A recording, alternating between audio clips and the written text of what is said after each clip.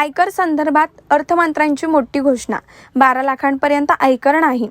अर्थमंत्री निर्मला सीतारामन यांनी मोदी सरकार 03 चा अर्थसंकल्प शनिवारी सादर केला. या अर्थसंकल्पातून मध्यमवर्गीय आणि नोकरदारांच्या अनेक अपेक्षा होत्या. या अर्थसंकल्पातून आयकरात किती सूट मिळणार याकडे सर्वांचं लक्ष लागलं होतं. परंतु आजच्या अर्थसंकल्पातून अर्थमंत्र्यांनी काही दिलेलं नाही. अर्थमंत्री निर्मला सीतारामन यांनी सांगितलं की नवीन कर विधेयक पुढील आठवड्यात सभागृहात मांडलं जाईल. नवीन कायदा आयकर कायदा 1961 ची जागा घेईल. आता नवीन कर प्रणालीत 12 लाखांपर्यंत आयकर लागणार नाही. अर्थमंत्री निर्मला सीतारामन यांनी सांगितलं की पुढील आठवड्यात नवीन आयकर विधेयक येईल. आयकरावर नवा कायदा करण्यात येणार आहे.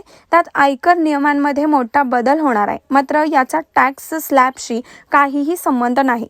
TDSची प्रक्रिया अधिक सुलभ केली जाईल, असं अर्थमंत्र्यांनी आपल्या अर्थसंकल्पीय भाषणात सांगितलंय.